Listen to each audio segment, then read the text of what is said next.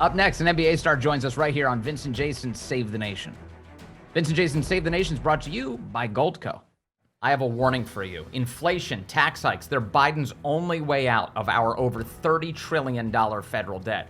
So if you have $50,000 or more in your IRA, 401k, or savings, your money, it's at risk. So learn how you can protect it with physical gold and silver. Just call 855-948-1605 to get your free gold IRA kit. That's right. Just call 855-948-1605. And my friends at Goldco will give you up to $15,000 or more in free silver with a qualified account. You know, Goldco has helped thousands of Americans protect their retirement against inflation and tax hikes. So what are you waiting for? Just call 855-948-1605 now. Hey everybody, welcome back to Vince and Jason Save the Nation. I'm Dr. Jason Nichols. That is my good friend, Vince Colonnese. And today we have a very special guest. I'm super excited about this as a sports fan. Y'all know I love to talk sports. We're going to talk, of course, a little bit of politics, but you know, I'm going to push that aside and interrupt Vince and talk more about basketball. What? You know, because I never interrupt Vince. That's not what I do. Never. But we have Jonathan Isaac. Jonathan, it's great having you with us today. Yeah, fellas, thank you so much for having me, Jonathan. And I want to point out here, I want to plug his book right away because Jonathan Isaac just has a new book out. Jason, from in May, he released Why I Stand, a hardcover book. It's a national bestseller. It's topping all the lists. So if you haven't seen it yet, check it out, pick it up, and we'll get into the details of that. But Jason, I know you want to talk a little basketball with the Orlando Magic star here. Well, you know, one of the things that I always like to ask basketball players is, you know, in your career, who has been the toughest person that you've either had to guard or has guarded you? The toughest person that I've had to guard is definitely KD. And so KD was the guy that I looked up to like crazy. I watched his videos before high school games, before college games. And then, you know, being able to match up with him in the NBA was super surreal, but he gave me buckets. I mean, he gives everybody work. So you can't, you know, don't feel too down on yourself about that. I got to get it back. So I'm looking forward to coming back to the court and realizing that matchup again. As for somebody who's guarded me, you know, honestly, I wouldn't know. I wouldn't know. Yeah, I wouldn't know. Yeah. You know, I get caught in these like YouTube rabbit holes where I like start watching like old Michael Jordan videos and then like current assessments of what it would be like if Jordan was still playing in the league. And the thing that I discovered, and YouTube would probably know much better than me, what last I really was checking into the NBA was back when Jordan was playing. But the claim is that the way that defense is now is so dramatically different than the Jordan era that shooters have tremendous amounts of space that they didn't have before. And that if Jordan were playing now, that he would have something like 50 points a game easily in a world where nobody could touch him. If he wanted it, is basically the claim. He'd achieve it. Do you think that's right? I mean, is there a lot of space for shooters, Jonathan Isaac? Yeah, I mean, would you necessarily categorize Michael Jordan as a shooter in a way that, you know, the shooters are today? I don't know. I think it really is just a different game, and it's hard to kind of, you know, pick guys up and put them back or put them forward. Right. It'd be tough. I think any argument for either one, it's lacking just because of how different the game is.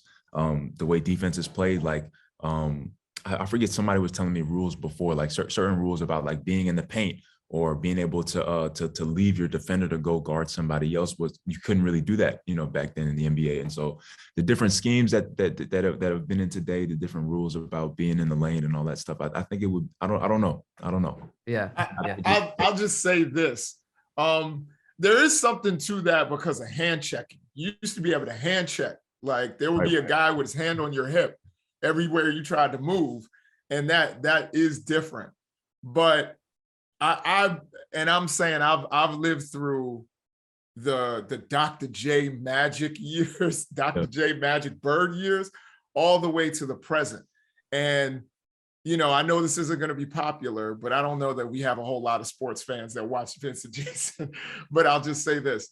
The level of basketball being played today is above what it was in the past. Of course, yeah, Like, for sure, and as it should be, as it should yeah, be. the game has evolved, you know? Yeah, for sure. The game evolves, it gets better. And so it's the same thing. You have the people who were from that era, just like this is the best era of basketball, and you have the ones that are looking at it now and saying you're crazy.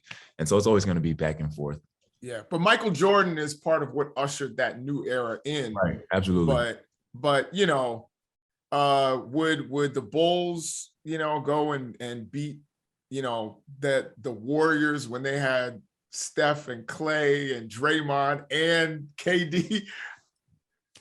That's a tough. I would probably say no. You know what I mean? Like, it's just those guys. The shooting has improved. Guys are hitting. Seven. I was looking at the 3-point attempts in the finals. It was crazy. Like how many threes. They'd be running around like they would just have to get adjusted too, like chickens with their head cuts off, just like of what the heck is going on. Right. So it's just different. That's cool. All right, let's get into some of the culture issues with Jonathan Isaac, because you write about it in Why I Stand. Now it's true. You're an ordained minister as well? Yeah. How did that happen? When did that happen? Oh, that happened in March of I want to say 2 years ago. So I've been going to the church that I go to now in Orlando, Jump Ministries, for like 5 years now, and about 3 years in, our pastor decided to ordain me. March of 2020, if my math is right. So that means that's like right at the beginning of the pandemic. Did that influence any of this, or were you already on a course to becoming a minister? I wouldn't say on a course. I was going to the church. I was growing, and it was just his thing of like, you know what, I think you're ready. I think it's time. So that's how it came about. Yeah. So have you given a word in the church before? Yeah, I've preached periodically, a couple times. So he'll just hit me up and be like, I want you to speak, at this time or this Sunday or something like that. And I'll be like, oh my gosh, and I end up doing it. So he calls me to speak every now and then. So what's your favorite Bible? Oh, I'm sorry. Go ahead. No, go ahead. Jason asked the question. Go ahead. I'm interested. I remember, they used to ask this, of course, of political candidates. What's your favorite Bible verse, and what does it mean to you? I know it's a really personal question, but no. My favorite Bible verse, probably the one. It changes like as you learn more about the Bible. Like there were different ones kind of point out to you at different times. I'd say the one that has been ringing in my mind a lot lately. There's a verse that says, I don't even know the verse, but it says, "Herein is love," like describing what love is. It says, "Not that we first loved God, but that God first loved us." And for me, it's just a reminder of like when I'm interacting with people, even so much in the book is that the only reason that I am where I am today, or I've become the man that I've become today, is because God chose to love me first. And it's not because of, my own goodness or my own merit that I've, developed a relationship with him. It's because he sought me out. And so that's where I'm at. Yeah, so it kind of, that gives you an appreciation for life if you start recognizing the role that outside forces, in particular God and the blessings that you have in your life, have played. Because I don't know, I don't know about you guys. Like I feel like whenever something good happens in my life, obviously you have to get there through some of your own initiative. Clearly, and God gives you gifts, you have to use them to work for it. But at the same time, I always think, gosh, it's the people who are around me who are praying for me. That's the explanation. It's my grandparents praying like crazy. That get me to so many of these things. Yeah, and there are so many different factors and people that play into that as well. So I'd agree with you. Yeah, no, I agree too. I personally believe that even that when we die, we can still pray because I don't think people turn into angels. We get into a long rabbit hole about this. I think people are people. I think angels are a different thing, but I do think that when you die, you can still pray for the living. And I believe, my mother passed a few years ago. I believe she's still praying for me. And I know, the people who pray for me and my ancestors who pray for me, there are a lot of times I could not be alive right now. You know what I mean? I won't go into it, but I've been blessed.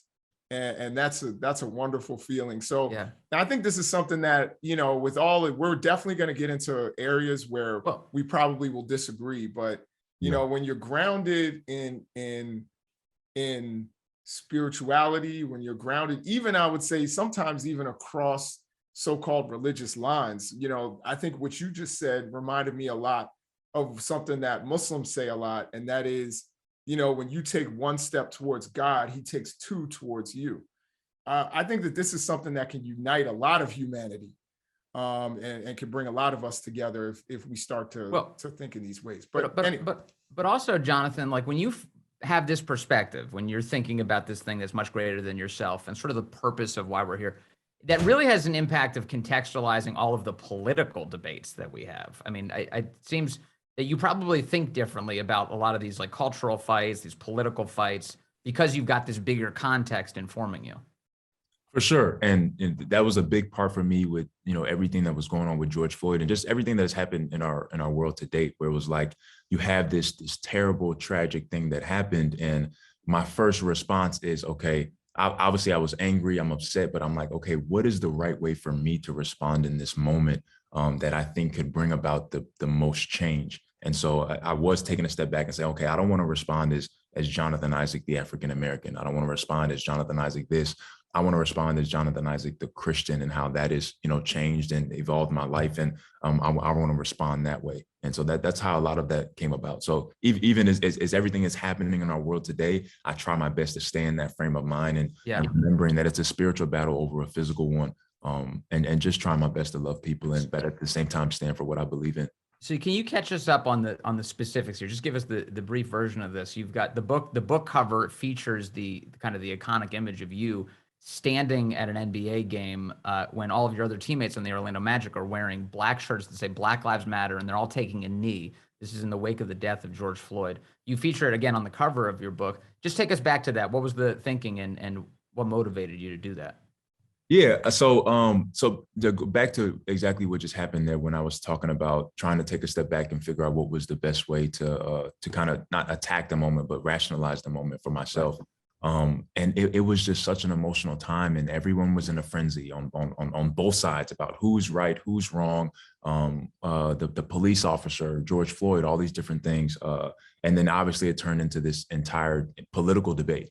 And what I felt in the moment where Black Lives Matter and the Black Lives organization, the only way to support Black lives in this time was to kind of pledge your allegiance to this movement and the organization by supporting BLM, putting the squares on Instagram, all these different things of like, this is the only way to support Black lives in this moment. And then we get to the NBA bubble, and there is this immense pressure on the players to say, because this one team kneeled already, we don't have a choice. This is the only way that, we can go about this. And, even having the conversation with our teammates. So we detailed in the book, we had this conversation where the president of the team, they bring us all in and they're like, look, this team already knelt. We want you guys to be supported in whatever you decide to do. And they leave the room and it's just the players. And all the players are like, we don't have a choice. This is what we have to do. And one of my teammates turned towards me and is like, well, Jonathan, what are you going to do? And I'm like, why are you asking me? Why are you singling me out? But I said, fellas, I'm not going to kneel, and I'm not going to wear that t-shirt. And for me, my thinking was that I didn't want to go along with anybody's narrative. I didn't want to jump into a fight. I wanted to see things clearly for myself. And as I looked at my life, I was able to say, man, I know that the gospel has been the thing that has changed my life. It's changed my heart. And I know that racism and all the things that plague our society are heart issues. And I don't see them as being able to be healed by an organization, by a movement, by a political party, by a president, that they're healed by the gospel and helping us to see each other the right way, and be able to overcome the sins that we've done to each other. And so I just try my best to stand up and to share that message of we all fall short of God's glory. And anytime that we're throwing stones from a glass house. And so not about, picking one side or saying that one side is right or wrong, but rationalizing that we've all fallen short, and I want to treat people the way that I want to be treated. I have a warning for you. Inflation, tax hikes, they're Biden's only way out of our over $30 trillion federal debt. So if you have $50,000 or more in your IRA, 401k, or savings, your money, it's at risk. So learn how you can protect it with physical gold and silver. Just call 855-948-1605 to get your free gold IRA kit. That's right. Just call 855-948-1605. And my friends at Goldco will give you up to $15,000 or more in free silver with a qualified account. Goldco has helped thousands of Americans protect their retirement against inflation and tax hikes. So what are you waiting for? Just call 855-948-1605 now. Yeah. So But one of the things that you did say afterward is that you did believe that Black Lives Matter. And I know that many of us who were saying Black Lives Matter were not, it had no affiliation with the actual organization. Like that's a great point. And that was that for a lot of people. And I think that, but for me, what it was is you couldn't divorce it. And so it's like because of this slogan of Black Lives Matter, and it makes so much sense. And of course, Black lives do matter. For me, it was hard to put the T-shirt on Black Lives Matter and divorce it from the organization Black Lives Matter, because I mean that's just what it was, or that's what I felt in the moment of the two being attached. And so would I be willing to say Black Lives Matter? Of course, and I said it during the interview, Black lives absolutely do matter. And you know, I wasn't with necessarily with the All Lives Matter camp, right?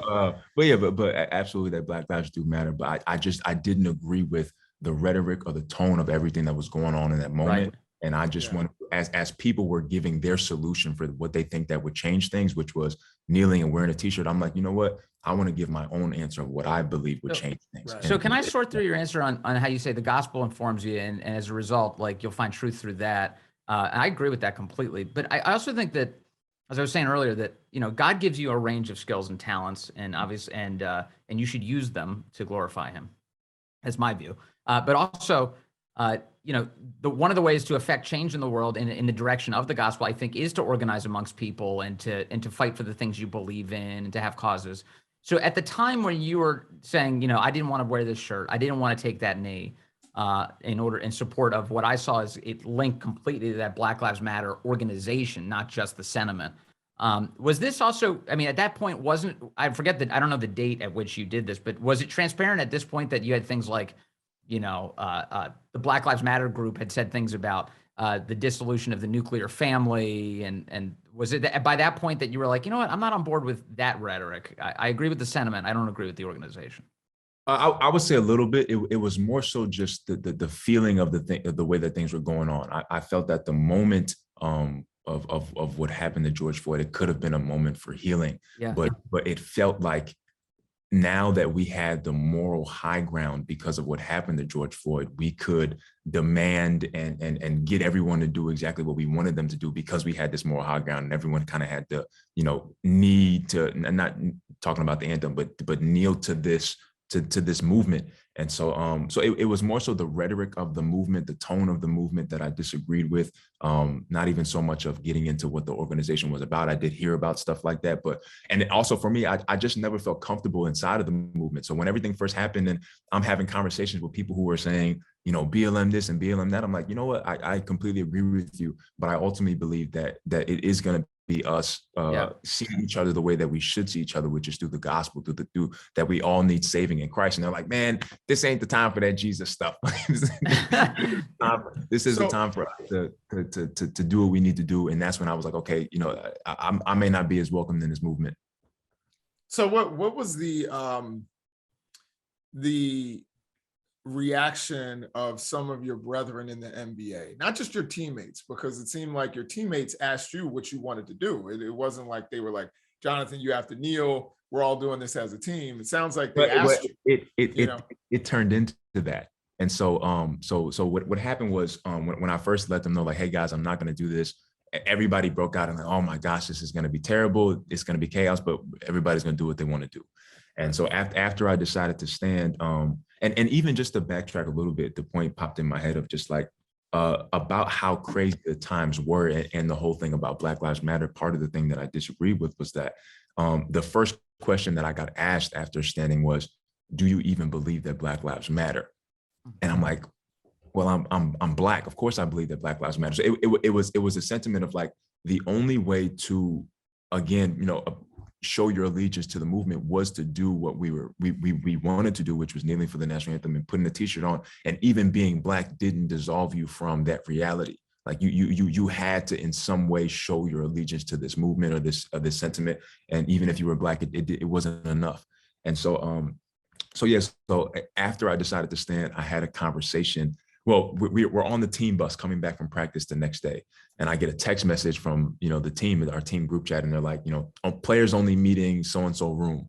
And I'm getting off the bus and one of my teammates tapped me on the shoulder and they're like, this is about you. just give you a heads up. And so we get into this meeting and it's just chaos. I mean, certain guys are upset because we had a few guys on the team that were really motivated and going to protest and all these different things on the team. And they felt that I hijacked the moment. I hijacked the movement. It was about, them coming together and doing what they had to do, and felt that I kind of stole the limelight from the moment. And pretty much the conversation that I had with them they was like, you guys believed in what you were kneeling for. 100%. And I believe in what I'm standing for too. And I respected you guys' decision to kneel. I'm not protesting your protest, but I would ask for that same respect in return. Like when we were in that meeting and everyone was like, this is what we have to do, I wasn't like, you guys are crazy. Why would you kneel for the national anthem? Yada, yada, yada. I respected your decision to do that. And I think so much of what I do like about this show, and Vince was telling me about it in the beginning about, you being from a different, political background than him, is that you guys are able to have conversations. And what's been so polarized is that when we have these, I'm kidding. Yeah. What's been so polarized is that when we have these different topics, COVID, Black Lives Matter, all these different things, one side is automatically painted as evil, and you're not able to have any conversations because it's like, we're not going to debate or argue with evil. And so the fact that you guys are able to have conversations and rationalize and kind of humanize each other in the moment for just having different ideas, I think that's how we get forward. And so, in a moment of talking to my teammates and just being like, hey, like, I respect you guys' decision. I respect you guys' vision for what you think is going to change society, but I don't share that vision and I have a different one. I mean, do you think the NBA is like a serious moral organization? I mean, that's all like, a couple of things have popped up in the past few years where there's been like a tremendous amount of hypocrisy displayed by the NBA in terms of like all of these issues. Like, so on one hand, they could do like, you have players like supporting Black Lives Matter, taking the knee, the league is supportive of this, and that kind of thing. And then on the other hand, it's like sort of the fealty to China and the Hong Kong, nonsense with Daryl Morey. Like, what do you think of the NBA as an organization and the decisions to like kind of adopt moral postures and whether or not they're even consistent? I think that if I was, a part of, making NBA's decision, I would try my best not to. Not just for the reason of hypocrisy, but I think we're all hypocrites a lot of times in one way or another about what we feel or what we do. But as an organization and just having so many people that watch, I would try my best to stay neutral, because at the end of the day, it is about ideas and people having different ideas. But again, it's about painting, one side or as evil, where it's easy to take the moral high ground in the situation because everyone is agreeing with it or everyone is going with it. But, if I was a part of that group, I would say, man, it'd be in our best interest to stay as neutral as possible and give people the entertainment that they're looking for and support our players in the decisions that they make, like give them the freedom to use their own platforms to if they want to talk about politics, if they want to support this or that, give them the freedom and say, look, we support the players that are making a decision to kneel, and we support the players that are making the decision to stand. We know that everybody comes from a different place, a different background. Right. And that's where we're at. And I think that gives, I'm sorry, go ahead. I think that gives the most people freedom to enjoy the sport that they love. And it's not saying that the NBA shouldn't say anything about, absolutely disavow what happened to George Floyd and the other situations that are going on. But I think that in inherently taking a side or a position, it does cut off a lot of people who just, again, who don't hate Black people, but disagreed with the things that were going on in the movement. But again, just wanted to watch sports. Yeah, did you feel that the NBA disavowed you? I mean, it seemed to me like they allowed for the LeBron Jameses and the Chris Pauls and all those people to do what they did, but also, I mean, they didn't suspend you or give you a hard time, did they? No, I don't think they disavowed me in that moment. I would say more so for what happened with COVID. Not even me personally, but just, a lot of the rules and the regulations, it was geared toward getting guys to be vaccinated, kind of, pushing them towards that space.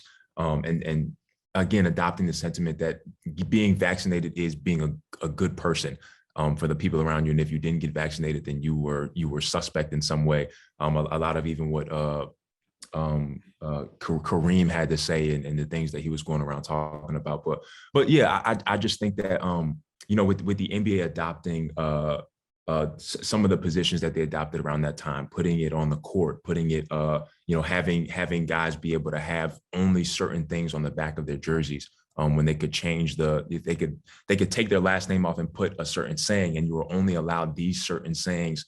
You couldn't have something else. You couldn't put something that you felt that you wanted to share with the world. I think that in more ways than not, they kind of moved in a way that was geared towards one side and not giving individuals in the NBA who may have felt a different way an opportunity and a platform to share as well. Have you? I want to ask about a similar comparison. At least I think this week. I don't know if you've been following. The Washington Commanders have a defensive coordinator called Jack Del Rio, and he came out and he tweeted that basically that all the attention that the January 6th committee is taking to the riot in the Capitol last year is basically outpacing any media attention that the riots in America broadly had in 2020. And he's like, maybe we should like cover all these with in an equivalent way. And then he was asked about it in a press conference for the Commanders, and he responds to it and said that we should have an adult conversation. We should be able to talk about it. And what the media latched onto was he referred to a quote dust up at the Capitol. They said, well, he's downplaying what happened on January 6th, and he was attacked. Ron Rivera, the head coach of the Commanders, has since fined him $100,000 for expressing that opinion. It seems to me, kind of going back to what you were saying before, there's a tremendous amount of pressure for you to adhere to the orthodoxy of the moment, whatever it is. You have to do it. And if you step out of line, the social consequences, and in some cases, the financial consequences can be very real. Yeah, I mean, I didn't know much about that story, and the only reason why I laughed is because I could kind of see where it was going, and just being like, I know something was coming in terms of a repercussion for what he was saying at that time. Yeah.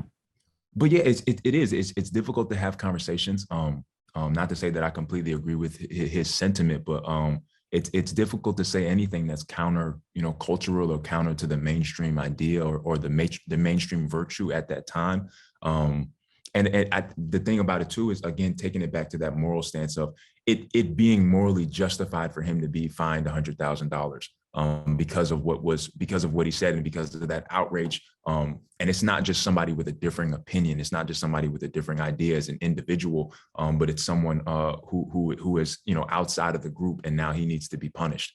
And so I think it's unfortunate, that has to go on. I don't think it's necessarily only dominant to one side. Both sides do it at the end of the day, but it just sucks. Yeah. I mean, I do think the Del Rio thing, as you stated, had it been the other side who downplayed, the injury of over 100 police officers and downplayed, an officer lost 3 fingers, another officer lost an eye. Like it was a really serious moment, particularly for police that day. And, people were threatened, I think that was a serious moment. And I think that there were people who were justifiably upset by that. And one of the things about the NBA and the NFL, which are very different in so many different ways, but one of the things about the NBA, the NFL and the NBA is that whatever your conduct is, and I've heard this talked about with regard to the possible suspension of Deshaun Watson, it doesn't necessarily mean that he's guilty of a crime. It's right. That he's reflecting badly on the business. He's making it hard on the business, and this is a business. So if you are, if Vince says something upsetting and it's bad, reflects really badly on, I'm not saying this would happen, but, really badly on the Daily Caller, and the Daily Caller says, we're going to sit Vince for, 2 weeks. And I'd be like, thank God, the guy needs to get out of here. But no, I'm kidding. But, they sit Vince for 2 weeks. That makes sense because he's reflecting badly on the business. And, as we all stated, this is about the bottom line. This is about the business. And that's what I felt that, that's why I thought that the fine happened. And, Jack Del Rio has since shut down his Twitter. for those reasons. My only rebuttal to that is that to me, it also comes down to principle and upsetting to who and why. And I think that when you are running a business, or again, being so focused on the bottom line, I get it. Like you said, it is a business at the end of the day, and if you're losing money, you want to make sure that doesn't happen, and that the people who are watching and supporting you are supported at the same time. But I do think that there is a principle in there that if it's lost, it's a slippery slope until you see some of the things that are happening with people getting canceled and everything like that. It's just tough. It's a tough thing to battle with, because the bottom line is important when it comes to business. But for me, taking even standing, I hadn't signed my contract yet. I was up for a contract extension that upcoming summer, and I hadn't signed it yet. And I knew that could be something that I could be canceled for, because of standing for the national anthem or refusing the vaccine or anything like that. Like that's something that could have happened, but it was more so for the principle for me that I was like, you know what, people losing their jobs and people's religious and medical exemptions being denied is not something that I'm okay with.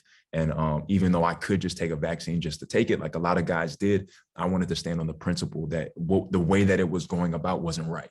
And so that's what I did. So I think that there's a balance. There has to be a balance between the principle of supporting the people as individuals that work for you and saying, we're not going to take a side and say that this individual is right or wrong. He's an individual and he's free to say what he wants to say. And I think that over time, that will see more of a benefit to the business than a negative in the moment. But you being someone who will one day, if you're not already a business owner, I think about the whole thing of having an approved amount of slogans that you can put on your back.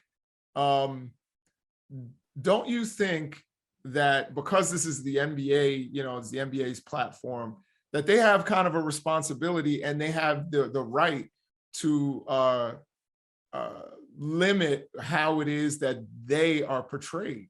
Yeah, but to that, I would say, what about having the possibility of giving players an opportunity to suggest, like, hey, I want to put the gospel on the back of my jersey. What do you think about that? And then they say yes or no, or give their reason why not saying it. That's fair. But just giving players the option to suggest, and it not just kind of be this hard line of because of the moment that we're in, these are the only ones that can be worn. I got to be honest though, I don't think they let you put the gospel on the back. No, they wouldn't. They wouldn't. For some reason, that would be too offensive. Like to put the gospel, like you put John 3:16 on the back of your jersey. No way, that's never happening. Why is that? What's with the? I'll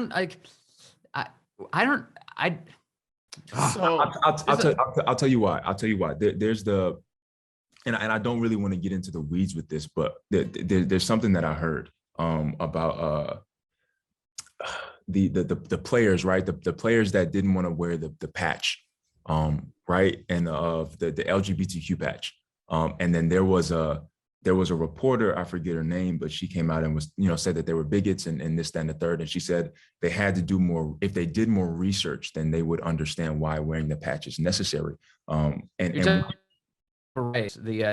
Tampa Bay Rays, the baseball players who refused to wear the pride patch on their jerseys, you're talking about? Yeah. And one of the things that the reporter said, she said they were bigots and this, that, and the third. And she said that if they had did more research, then they would know why they needed to do that. And the thought that came to me was if she or if anybody on that side has done more research on what the actual faith says and really is about, not even taking the context out of the people, because at the end of the day, people, are wrong in all types of ways, and we abuse the faith and all those different things. And we don't always have the best people who are promoting the faith for the right reasons, and you have all the things that have happened in the past. But if you go to the core of what the Christian faith is and you actually really try to understand it, you know that it's about love, and it's about loving the people that are different from you, but at the same time, standing up for what you believe to be right. And I don't think that just going to that point about John 3:16 not being something that would have been allowed on a jersey,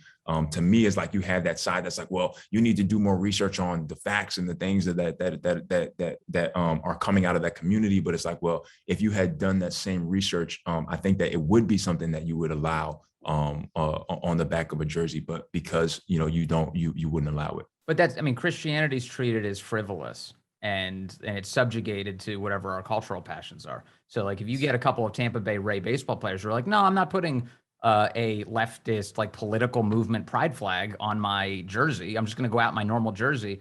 They're treated by an ESPN woman, Sarah Spain, is who made those comments, as bigots. That she just goes on air and just calls them bigots. What? I mean, in fact, she sounds like she's bigoted by depriving them of the agency to say that their Christianity is the most important thing to them.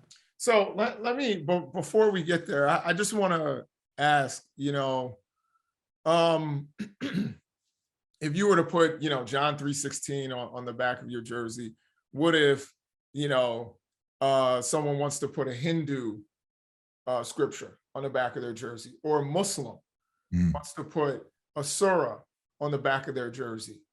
I think that there are a lot of people, you're in the state of Florida. I think there's a lot of people who would have an issue with seeing a Muslim. I absolutely agree with you. So I think when you open that can of worms, so I would totally hear you if you were saying, for example, like, let's just wear our jerseys. You know what I mean? And we can say what we want to the media. Yeah. And, even there are people I've seen who have talked about, during Breast Cancer Awareness Month, I believe, the players wear pink in the NFL. Now, breast cancer affects everybody. It affects, people from, families from all different walks of life, rich, poor, and I believe a few of the owners lost their wives to breast cancer. I think Robert Kraft, did he lose his wife?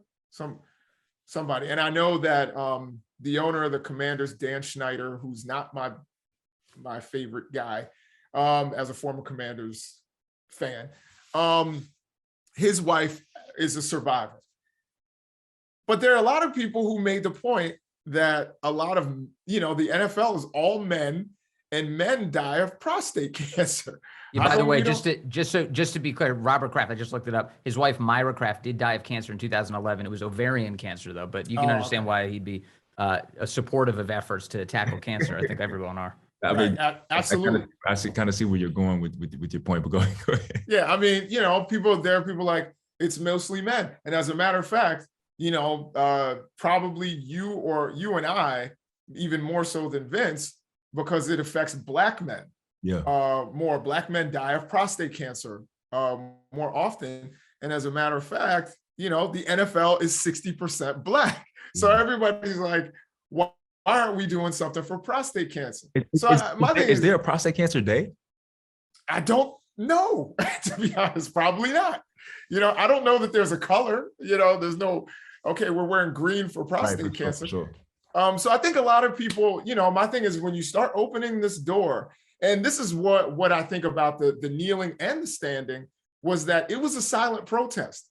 Nobody said anything. It wasn't, I want to wear a slogan or I want to wear a t-shirt. It was a silent protest. And it was so strange to people on the left that the right was so offended by somebody just taking a knee, which happens all the time in football. That was so offensive when in fact it was done out of respect, just like you standing was done out of respect.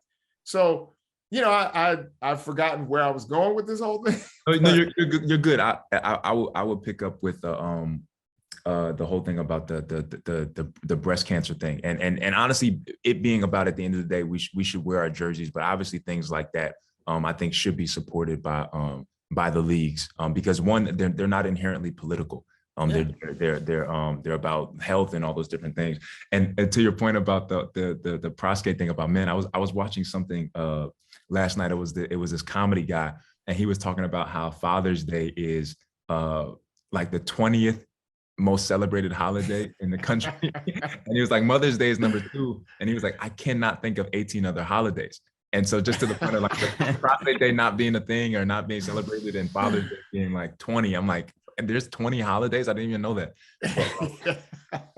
But even just this, like this isn't something that is allowed on the major, extremes on both sides of the political spectrum where you're able to have this conversation and walk away by saying, you know what, on some things we'll agree to disagree, but at the end of the day, I see you as an individual and you're free to make your decisions and choices. And at the end of the day, we vote and we move forward as a culture and try our best to do the best for our families and ourselves. And so yeah, yeah. Right on. Lastly, for me, do you are you following at all the high school football coach who took a knee on the 50-yard line to pray, and that case is going up to the Supreme Court? Have you heard about this at all? I saw a tweet, but I don't know much about what's going on. I'll give you the 5-second summary here. It's this guy. His name's Joe Kennedy. He coached at a football high school in Washington State, and the school told him to stop kneeling and praying after the game, and he refused. He just decided to go out to the 50-yard line, take a knee, and do a silent prayer. And it became a community thing. The community started joining him on the field. People would cross the stands, go on the field and pray with him. The school fired him and said, basically that this expression needs to stop. You basically, if you're going to do religious expressions, it can't be within the eyesight of students because they thought that he was evangelizing or something. Now that case is working its way to the Supreme Court.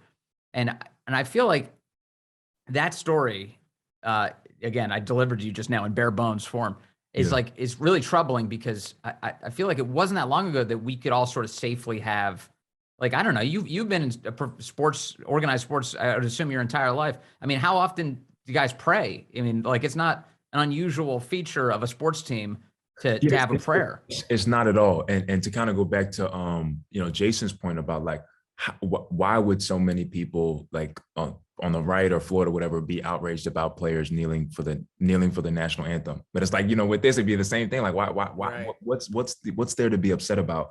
But I think it just comes down to this idea of like tolerance, right? That I think that the idea of tolerance is the way it's positioned today is like, you have to be tolerant of my feelings and my opinions and my thoughts as an individual, but I don't have to be tolerant of yours. And so when you have this, religious freedom in America and all this different stuff, it's like, look, I'm free to practice my own religion, but at the same time, I have to be conscious and respect the religions of other people. And so I think just getting back to what real tolerance is at the end of the day, I understand that it's in a school setting and the school, I'm sure, does have some right to say what goes on their field or not. But for something like this to be taken as seriously as it is, I do think it's problematic. And honestly, it's probably as big as it is now because of, their response to it. And I can't imagine the school objecting to a Muslim, taking midday prayer as his religious obligation. I mean, and doing it within eyesight of students. Like, they would never object to that. They would. I disagree with that. And I also think the issue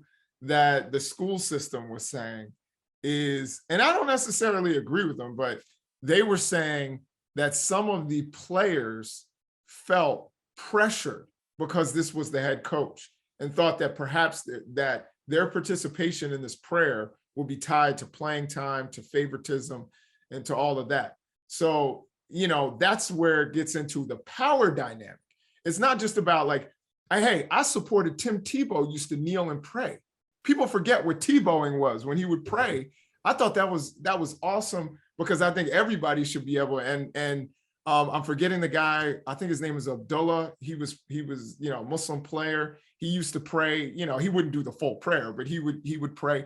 I think everybody should be able to observe, and thank their God, particularly in sports when, they're blessed with these opportunities. But the thing is, I think it's interesting, just like you said, Jonathan, that my kneeling's good, your kneeling's bad. But the only thing that I think is different between Tebow and this coach is the power dynamic. That some of the players may have felt like, shoot, I'm atheist, but I better go there and kneel and pray with this coach because, I'm on the borderline, or so I think that the power dynamic starts to change things a little bit. But crushing a prayer in team sports, that's a recent development. I mean, praying for team sports has been a normal thing forever. We used to do the Lord's Prayer in high school football. I went to a public high school. The team would pray together. The Protestants would finish it. The Catholics would forget that you're supposed to include, for thine is the kingdom, the power, and the glory forever and ever. And, so it was good. It was like, totally normal. Let me ask you this, Vince and Jonathan. Let's say you lived in Dearborn, Michigan, Mm-hmm. and they decide to do the first surah, you know, and you know, that's I guess I'm trying to think of an equivalent for the Lord's Prayer, and they do the first surah of the Quran. Yeah. And coach says, all right, guys, it's time, kneel, say your part. Or would you how would you feel about if that? I That's felt the not words your- if I felt the words didn't represent something I believed, I would pray silently and let them do their thing. Yeah, I agree. That's how I would feel. You know, I would always, you know, my thing is always giving people space. I think the argument against it that I will acknowledge, because I'm okay with it. And I played football, I played basketball, you know, not very well, and played is probably a little bit strong. There's probably somebody I know who's like, yeah, you were on the team. Yeah. But anyway, you know, when you enter in that power dynamic, when it's different, because I remember after games, you know, the Fellowship of Christian Athletes, we get into a huddle and we would pray, but it wasn't led by a coach.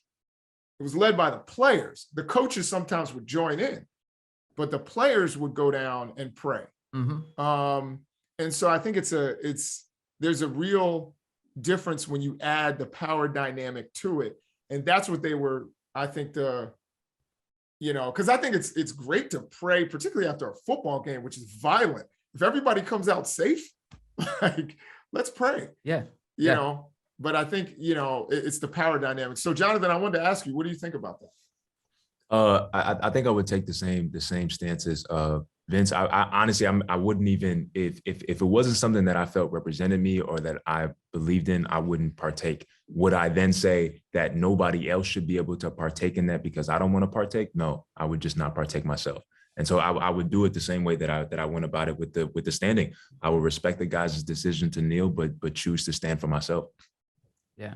All right. Amen.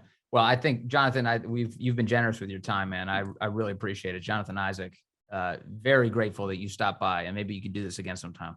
Absolutely. Yes, sir. Thank you, fellas. The great Jonathan thanks, Isaac. Thank you, sir. Great to talk to you today. Yes, sir. Peace.